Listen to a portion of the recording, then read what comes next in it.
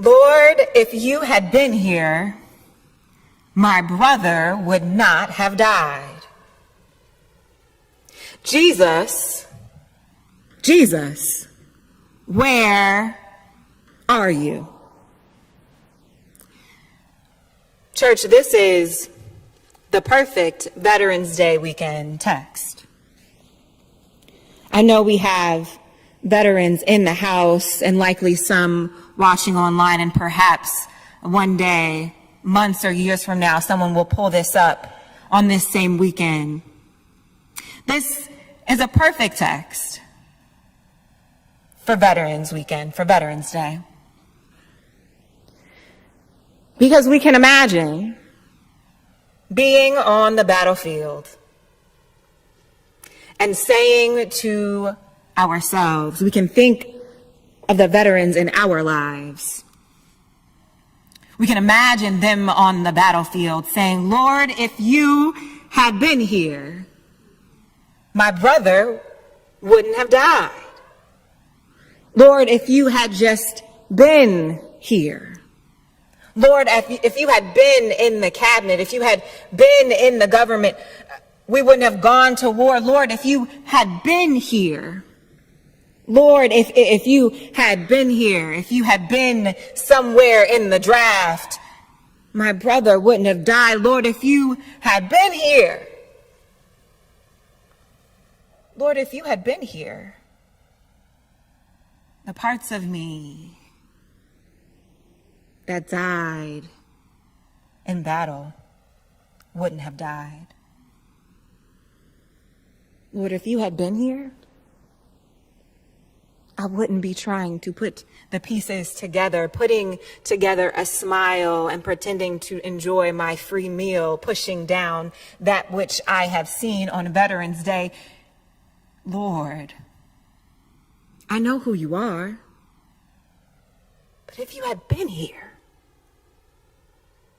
all would not have died.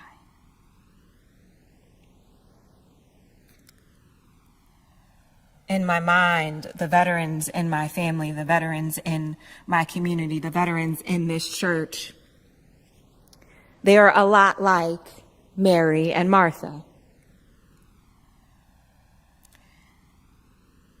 They profess a faith, a belief in Jesus Christ, and are able to be honest about the disappointment when Jesus doesn't act the way they wanted or anticipated. Veterans remind me a lot of Mary and Martha, because even in the midst of their disappointment, they continued to do the work. And I don't mean the work of war and destruction. They continued to do the work of peace and rebuilding themselves and their families, their country and their fellow soldiers. Veterans, every year, must reflect on the work they had to do to get to the other side. And so to God, I am thankful that such a text came to us, giving us the opportunity to reflect on the difficulties that our veterans face. This text also makes me think of our veterans because of Lazarus.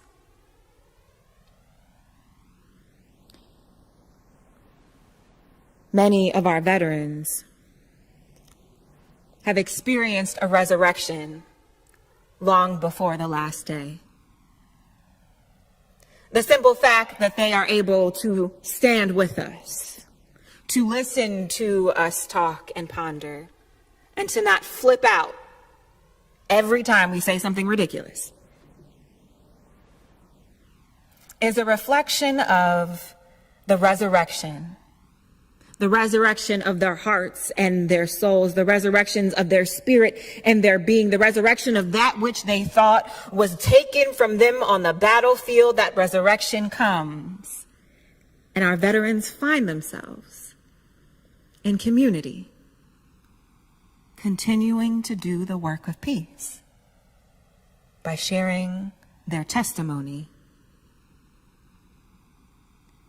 by taking off their grave clothes, by allowing others to unwrap them, and by letting go of that which they thought was their identity. So we thank our veterans in this house today and online for the work that they have had to do, both in continuing to work for peace when Jesus didn't show up how they wanted him to, and for continuing to engage in community and telling their truth when the resurrection came sooner than they thought it would. Someone is sitting here thinking, Reverend Jackie, that's cute, but you know what we came to talk about today. That was cute, but come on and get to it. Well, perhaps being Methodist is rubbing off on me. Because I promise you, I won't just stop the sermon here with the expectation that you hear the good news, that you read between the lines, and that you go on home feeling better. No, I'm going to use some method. Let's talk about the situation in the text. Let's really understand and appreciate what's going on here. That should make the resolution and the celebration all that much sweeter. So let's go to the text. This all really starts in verse 1, chapter 11 of the book of John. You see, we learn that Jesus learns that Lazarus is sick. That information got to him.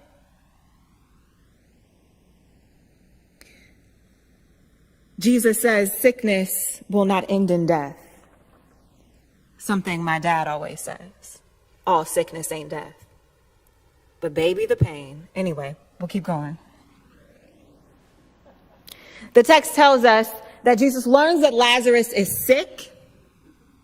And then the text reveals to us that he loves Lazarus and Mary and Martha, that there is a special relationship, a kinship relationship almost. There's special care there.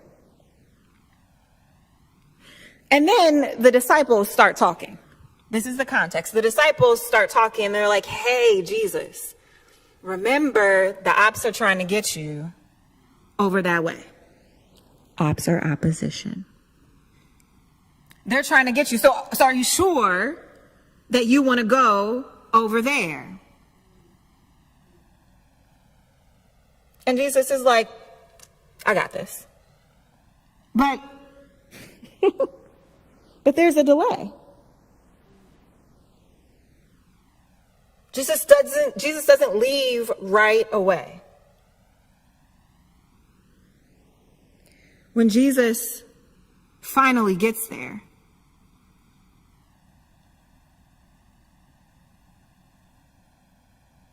folks have already gathered. Folks have already grieving. Folks are already mourning. Folks have already done the work of preparing the body. Folks have been cooking the food. The church is full. Well, the synagogue. They're in full grieving mode. Let's take a break here. Let's pause. Why does Jesus take so long to get there? Of course, I don't really know, but The commentaries that I've read, the scholars and theologians that I have looked into, they have said something compelling to me, which is the simple fact in the Jewish faith. After 3 days, the soul is gone from the body, and so there's no opportunity for resurrection. Like, it is impossible, the belief is. If you had maybe gotten in within one of those 3 days, maybe something was possible. But the fact that Jesus comes on the 4th day, for them in that faith tradition, it's over. And so the 4th day simply highlights how significant Jesus' work is. Now, something else that I learned is that even if Jesus, scholars believe, even if Jesus had left immediately upon learning that Lazarus was sick, he still wouldn't have gotten there before he died.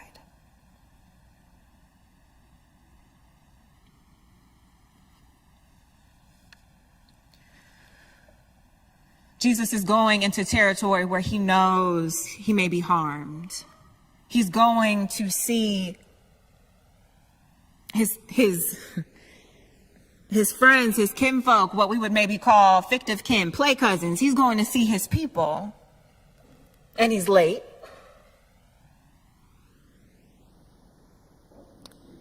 And when he gets there, Martha, he talks to Martha first. Who is Martha? Martha is the sister. She got to be the oldest. That's not in the text, but she has to be, right? Because she's doing all the work. Amen? Right? Martha is always doing the cooking and preparing and getting things ready. She's always doing the fretting. He comes to Martha and starts talking to Martha, and she says, listen, if you had been here, my brother would not have died. But I know that even now God will give you whatever you ask. Jesus says to Martha, the older sister, the one who is worried about keeping things together, he says to Martha, your brother will rise again. And Martha, listen. Martha says, I know he will rise again in the resurrection at the last day.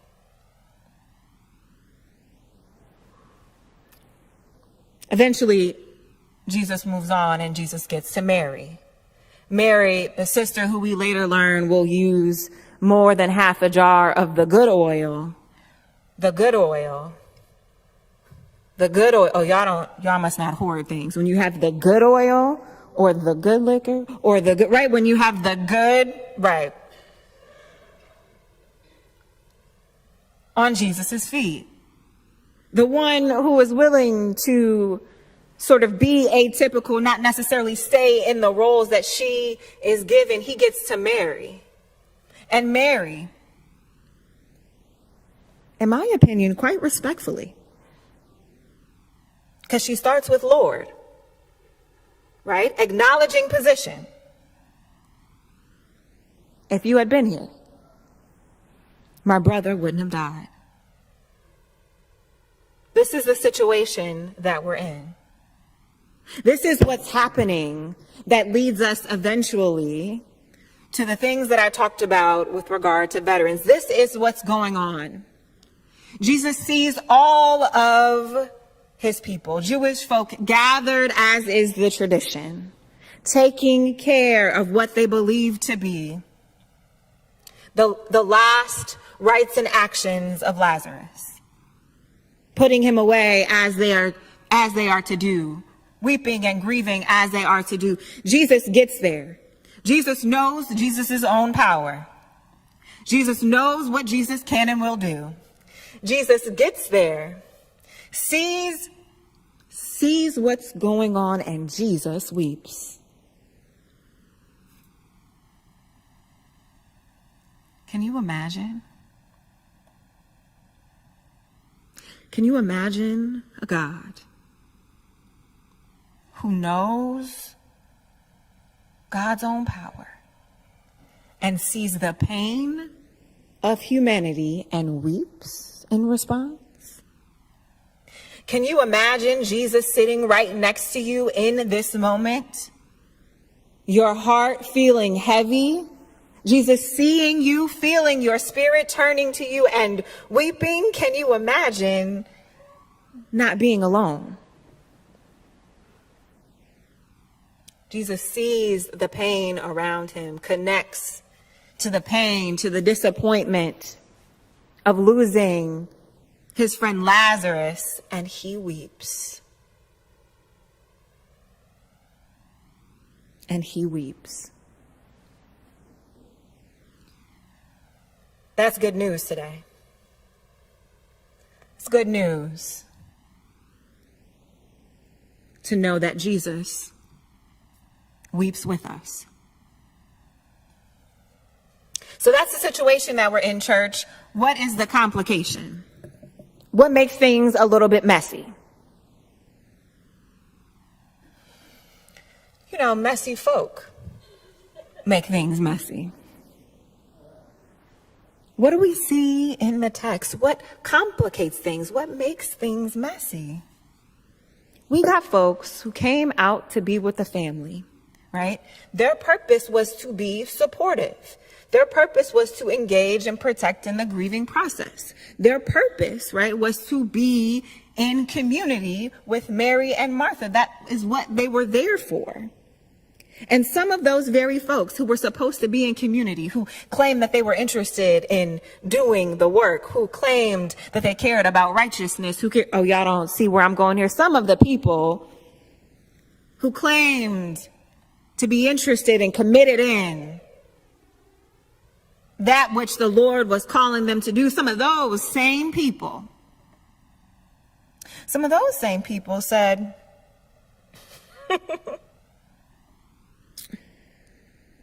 didn't you heal a blind man? What's the problem? I mean, really, what's going on here? Could not he who opened the eyes of the blind man have kept this man from dying? People who were a part of the community got messy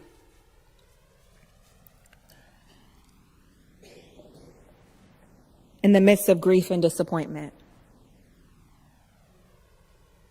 Because those folk, they didn't stop there. Folk who said they were down for the cause, who were interested in participating in what was right, they didn't stop there. They saw Jesus raise Lazarus from the dead after he had been dead for 4 days. They saw Jesus raise Lazarus from the dead after he had been dead for 4 days, and their response was to go tell the Pharisees. Their response was to go run and tell. Their response to seeing a miracle was to go tell. What does that mean? Well, scholars agree with me. What that means is these folk were so messy, it would not have mattered if Jesus got there before Lazarus died. It would not have mattered to them. It wouldn't have changed their behavior. It would not have mattered if Jesus didn't get there at all. It would not have mattered, because these folk were committed to being messy. These folk were committed to empire. These folk were committed to causing confusion and distraction. These folk were committed to making the path for Jesus' death happen. They were committed to it.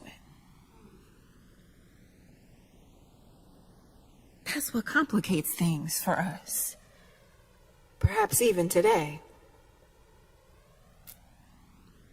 That in the midst of a miracle, some folk just gonna be messy.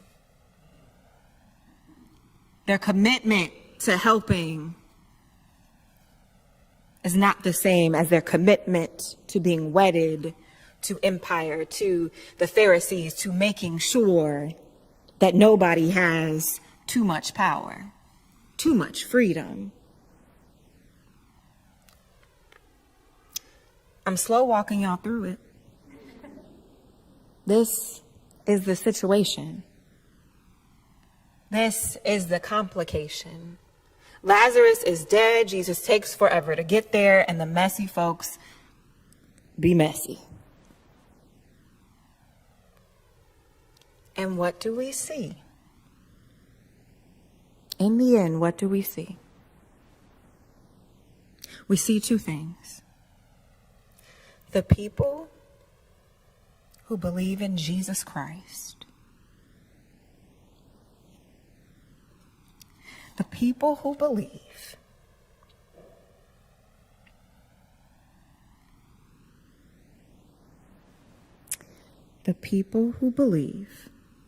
that Jesus is who he says he is. The people who believe, as Mary said in verse 27, that Jesus is the Messiah, the Son of God, who is to come into the world. The people who believe that, they're not spared from disappointment. They're not spared from harm. But they're also allowed to weep. They're allowed to mourn. They're allowed to grieve. They're allowed to ask questions. Jesus, where were you? If you had been here, things would have been different. Folks who proclaim a belief in Jesus the Christ are able to do all of those things while simultaneously burying Lazarus and going on with the mission of Jesus. You see, they don't stop. Martha is Marthaing, Mary is marrying. The community comes and supports their grief, understanding that there is still work to be done, and they continue the work. We also see in this text that a resurrection can come way sooner than we anticipate. What does that mean? What does that mean, a resurrection? The renewal of our bodies, of our souls, of our spirits, something that you believed was dead that would not come back, can return, and it can return faster than you ever thought. You see, Mary believed she would have to wait to the last days for her brother to be raised. And oftentimes we believe we'll have to wait to the last days to see the glory of God. We'll have to wait to the last days to see peace on earth. We'll have to wait to the last days to see the protection of human beings. We'll have to wait to the last days to see protection of bodies. We'll have to wait to the last days to see how communities are coming together. We'll have to wait to the last days to see everybody eating and everybody having housing and everybody having clothing. Oh, y'all don't hear me. That's all right. Because I know Sharon hears me online. You know what it's like to believe that the things that you believe Jesus Christ is all about won't come until the last days? Does anybody know what that feels like? Because this text tells you a resurrection can come a lot sooner. This text tells you a resurrection can come a lot sooner. And then so what?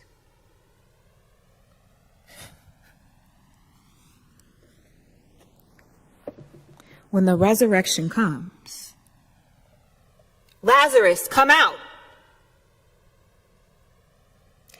The dead man came out. His hands and feet were wrapped with strips of linen. He came out, but he was still bound. The resurrection happened, and there was still work to do. He came out, and the cloth was still around his face. He rose again. He was alive. What we thought was dead is actually alive. But guess what? It takes communal work to unbind it. It takes communal work to undo it. It takes communal work to free it. Resurrection comes, and it can come a lot faster than you think. And it still requires communal work. We have to help one another become unbound. We have to help one another remove the cloth from our faces. We have to help one another take the grave clothes off. We have to help one another let it go and continue to do the work that Christ has ordained us to do. So, Fumkag,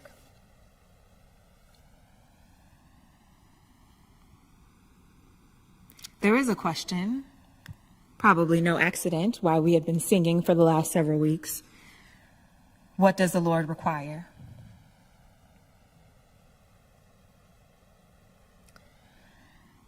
What is it that the Lord requires?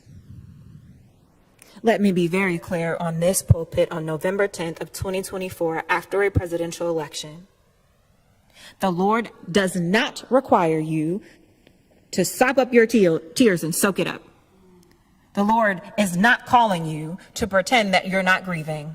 The Lord is not calling you to pretend like you're not celebrating. The Lord is not calling you to pretend like you don't feel like Mary or Martha or Lazarus, or perhaps you're still in a place of one of the messy folk. The Lord is not calling you to be fake. That's not the call. The call is always to community. The call is always to doing the work. The call is always feeling what you feel and knowing that Jesus is there with you. What is it, Fumkag, that the Lord requires of us? It is to remember that resurrection can come a lot faster, and there is still work associated. That a belief in Jesus Christ means you believe something about how the world must work. Means you believe something about what the world must have. It means that you look not just at Jesus's death, but that you look at his life and say, I want to walk that walk.